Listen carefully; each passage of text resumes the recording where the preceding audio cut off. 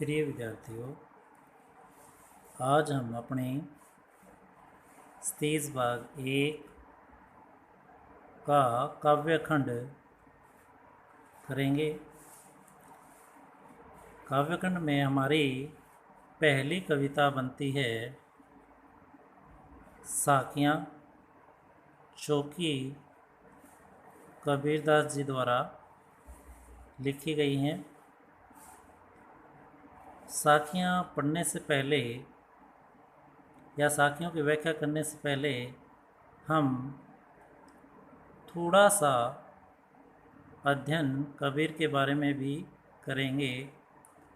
हालांकि हमारी काव्य खंड में जो लेखक परिचय और कवि परिचय होते हैं, यानी गद्य के लेखक परिचय और पद्य के कवि परिचय, ये केवल हमारे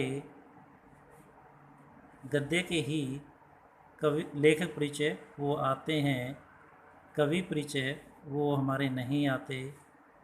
फिर भी हम कविता का अध्ययन करने से पहले कवि का यानी कबीरदास जी का थोड़ा सा अध्ययन करेंगे।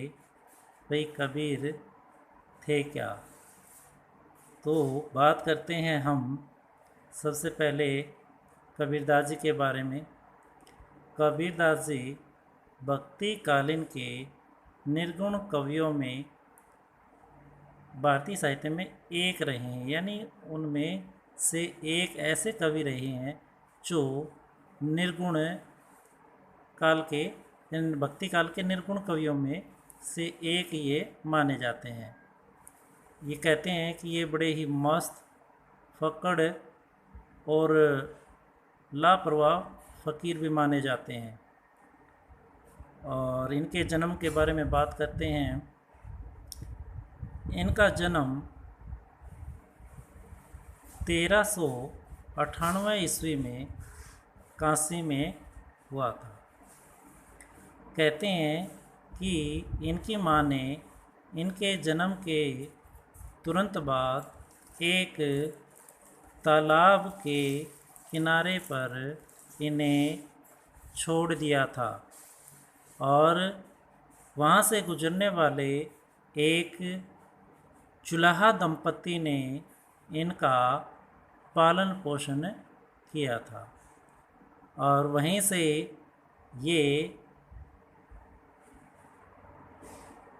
ये इन्होंने अध्ययन किया और अपना पूरा जीवन उन्हीं के पास व्यतीत किया। कहते हैं कि जैसे ये धीरे धीरे बड़े होते गए, इन्होंने अध्यात्म में अपने आप को ढाल लिया और इसके साथ साथ अध्यात्म के साथ साथ इनके माता पिता ने इनका विवाह भी कर दिया था। इनकी पत्नी का नाम लोई था और कहते हैं कि इनके एक पुत्र और एक पुत्री थी, जिनका नाम कमाल और कमाली था। इन्होंने अपने साहित्यिक जीवन में कुछ रचनाएं लिखी जो प्रमाणिक मानी जाती हैं। उनमें से बीजक और गुरु ग्रंथ साहिब, इसके अलावा शब्द, साखियाँ और रैमने, इनकी कुछ रचनाएं हैं। और इसके अलावा इन्होंने अपने साहित्य में हिंदू मुसलमानों में प्रचलित विभिन्न अंधविश्वासों, रूढ़ियों और आडंबरों का कड़ा विरोध किया। इसके साथ ही ये कबीरदास जी का एक थोड़ा सा जो है जीवन परिचय था।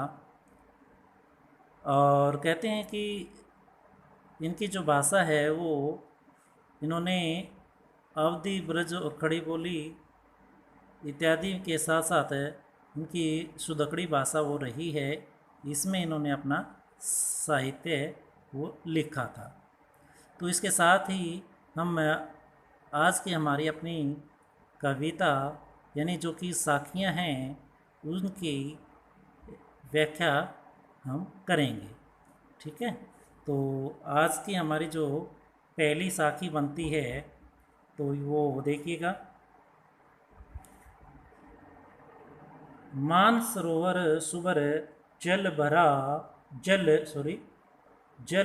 हंसा केली कराही मुक्ता फल मुक्ता चुगे अब उड़ी अनंत न जाए। तो यहाँ पे जो इनकी पहली साखी है इसमें कबीरदास जी ने अध्यात्म के बारे में बताते हुए कहा है। तो देखिएगा मेरे प्रिय विद्यार्थियों, हम जब भी कोई व्याख्या करते हैं तो उससे पहले आपको पता है हम संकेत करते हैं, प्रसंग करते हैं और उसके अलावा व्याख्या, भाव और विशेष और शब्दार्थ हम करते हैं। तो आपको पता है इन सब का, आप पीछे करते आ रही हैं। जैसे संकेत लिखते हैं, जो भी पैरा हम जिस पैरे की व्याख्या करते हैं तो उनके जो है शुरू के और आखिर के जो शब्द होते हैं दो या तीन, दो दो तीन तीन, उनको लिखा जाता है। प्रसंग में आपको पता है क्या लिखा जाता है, जैसे कि वही प्रस्तुत पंक्तियाँ हमारी पाठ्य पुस्तक स्टेज भाग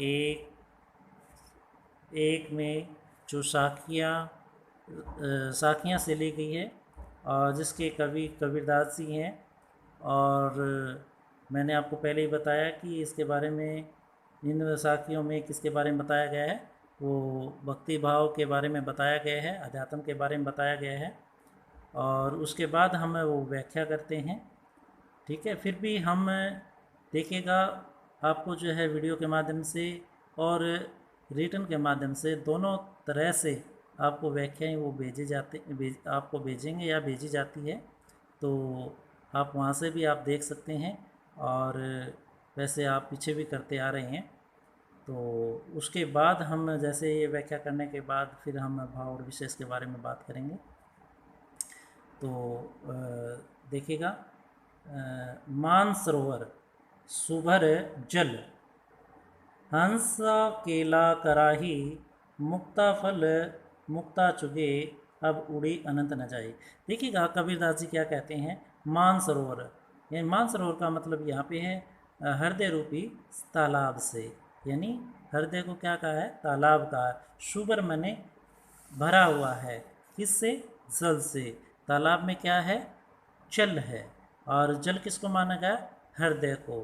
और हृदय में क्या होती है, भक्ति होती है। भक्ति रूपी जल से जो मेरा हृदय है, कबीरदास जी कहते हैं वो भरा हुआ है। आगे क्या कहता है, उस हृदय में देखिएगा क्या है, क्या विचरण करे, तालाब में क्या होता है, हंस, यानी जो जिनको हम बतख भी बोल देते हैं, वो जो है तैरती रहती हैं।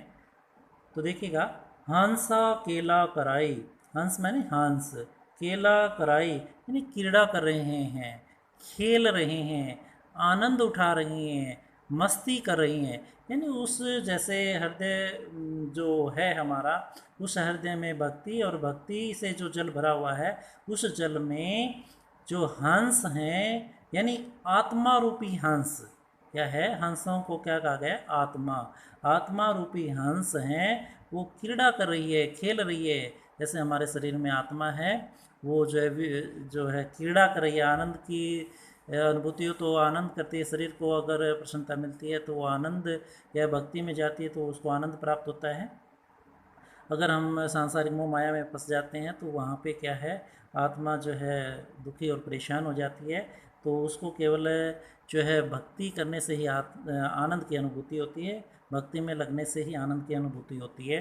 तो देखिएगा आगे क्या कहता है, मुक्ता फल मुक्ता चुगे, और वो आत्मा जो है मुक्ति पाने के लिए मुक्ता फल मोतियों को चुगे माने चुग रही है। ठीक है, तो उनका आत्मा जो है वो मुक्ति पाने के लिए मोतियों को चुग रही है। अब उड़ी अन्नत न जाए, अब मैंने अब उड़ी मैंने उड़ना, अनंत मैंने अन्यतर कहीं दूसरी जगह, न मैंने नहीं, जाए मैंने जाना चाहती। वो भक्ति में लगने के बाद अन्यतर सांसारिक भोग विलास के साधनों में वो नहीं जाना चाहती। तो ये हमारा हुआ। इसमें जैसे कि हमारा जो है वो भाव बनता है। भाव यही है कि जो कवि ने बताया कि है जो हमारा आत्मा है वो भक्ति में लीन रह करके अन्यत्र कहीं नहीं जाना चाहती, सांसारिक भोग विलास के साधनों में नहीं जुड़ना चाहती। और विशेष की बात जब हम करते हैं तो यहाँ पे कवि की भाषा सरल सहज सुदकड़ी बनती है, सुदकड़ी बन पड़ी है। इसके अलावा जो है कवि ने अनुप्रास और रूपक अलंकारों का प्रयोग किया है, दोहा छंद का प्रयोग हुआ है यहाँ पे।